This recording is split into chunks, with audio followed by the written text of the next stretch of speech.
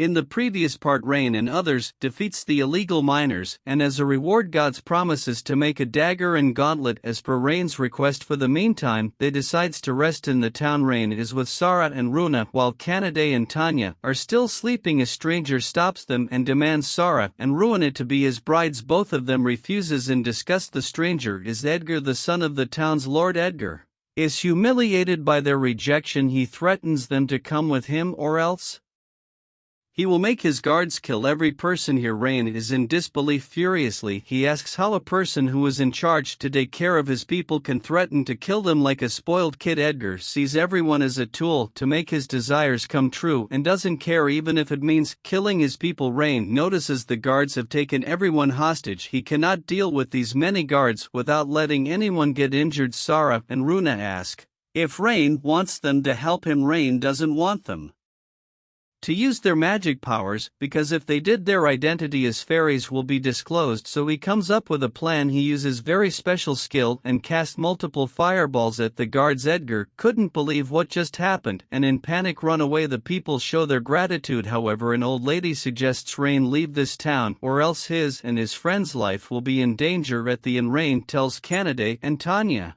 about what happened. Tanya is furious and asks Rain if he wants her to burn the mansion Edgar is living in. Rain refuses because they first need evidence or else they could be executed for treason. In Edgar's mansion, he orders a knight to bring information on Rain and the two girls Edgar calls a slave to release his frustration. He beats her. Rain with Kanaday go to the Order of Knights to report the assault, but he soon found out every knight is being bribed by the Lord. A knight who earlier heard their conversation approaches Rain and Kanaday. She introduces herself as Stella, vice captain of knights. She is disgusted to see the knights being corrupted, an emphasis that the knights only works for the king. After hearing Rain's conversation, she realized that it was him and his familiar who defeated the Evan Fangs. She reveals that this region knight's captain is Chili. He also works for the Lord, and with his help Edgar is able to slave and kidnap beasts and people for his entertainment without receiving any punishment. Stella wants Rain's help to bring justice. Rain believes Stella is lying and is setting a trap. However, Kanaday assures that she does not sense any malintention from her, so Rain also agrees to trust and they both shake hands. For the next few days, Rain, using Stella's team members, spreads a rumor about the evidence regarding Lord and his son's illegal activities being kept inside a warehouse. Chili knows this could be a false rumor but knows they can't ignore it. As soon as they enter using his new gauntlet, Rain fires at the knights. However, he is unable to because of July's keen sense. Gile is furious to see Stella committing treason. He attacks her without any mercy. Stella tells that she couldn't see the person she admired. Losing the sense of justice, Stella, without holding back, deals a heavy blow and knocks him out. Edgar is frustrated to know Gile and the other knights are arrested. He doesn't know how this happened and beats the slave. The girl cries and begs for someone to help her. Arios, covering his identity, comes. He tells Edgar the person behind the arrest is Rain, and if he didn't take any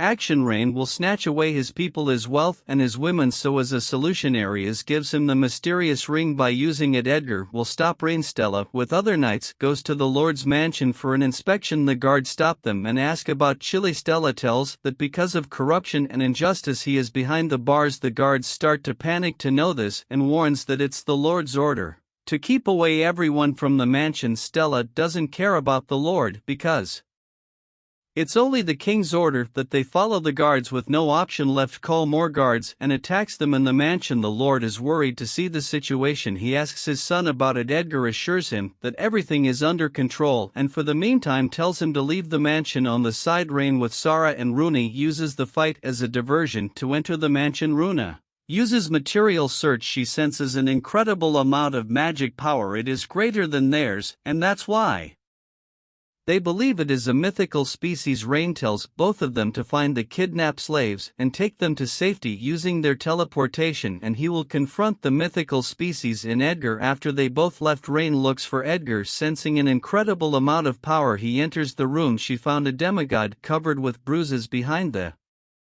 Bars the demigod is scared and requests him to not hurt her. Rain breaks the lock and immediately heals her. Her name is Nina. She gets emotional and thanks Rain. We go into the past when Nina was free and was worshipped by humans, but one day Edgar notices a mythical species in a village. He tries to take her, but couldn't because of Nina's magical power, so he takes the villagers as hostages and orders Nina to become his slave. Nina couldn't see the villagers hurt, so she agrees and put on the slave collar. In the present, when Rain tries to take off the collar, he is unsuccessful because of the vast magic power embedded in it. Nina tells Rain to leave her because she can't see him in pain. Rain tells her to trust him. Nina could see the kindness and allows Rain. Fortunately, with enough power, Rain destroys the collar. Rain is exhausted after using his power. Nina hugs Rain and thanks him for ending the suffering outside. Tanya and Kanade take care of the knights with Stella's help. After taking the captured people to safety, Runa and Sora join inside the mansion. They reunite with Rain. They are sorry to see a demigod in such an awful condition. The Lord, who was trying to escape, is caught by Rain. Just then Edgar comes and uses the ring. A Reaper appears and attacks Rain. Everyone is devastated, however nothing happens. Sora is surprised because the Reaper used a death side which can kill anyone, so to check something runic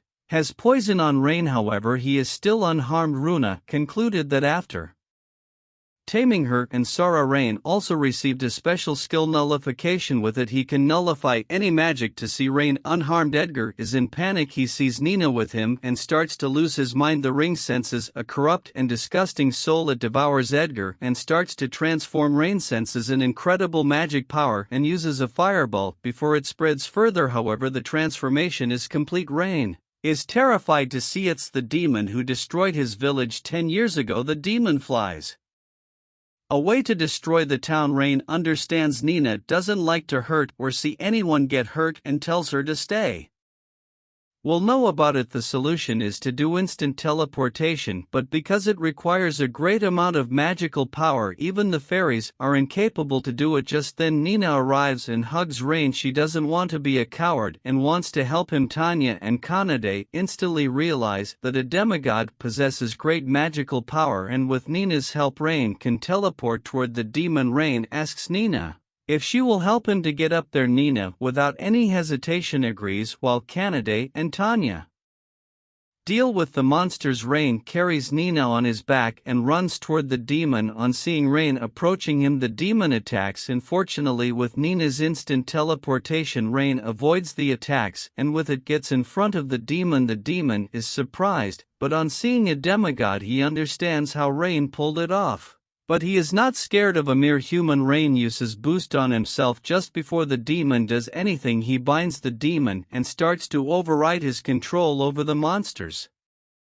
The demon tries to stop Rain, however he is unable to, and soon the taming is a success. Now all the monsters are under Rain's control. The demon is in disbelief and tells the monsters to attack Rain, but with now Rain being the master, the monsters start to devour the demon, and after some time the demon vanishes. The next day everyone begins restoring the town. Stella notifies Rain about the village in which Nina used to live, as no more the villagers left a few years ago, and now it is abandoned. So Nina decides to live with Rain and requests him to tame her. Rain starts the taming ritual and it's a success and everyone warmly welcomes her at the guild. Natalie informs Rain that he is promoted to C-rank adventurer. Rain is surprised because instead of D he is promoted to C. Natalie explains that because he defeated an A-rank demon he deserves this title, and with it he will also receive a huge reward in the town areas. With his party comes and demands a week's ration because they are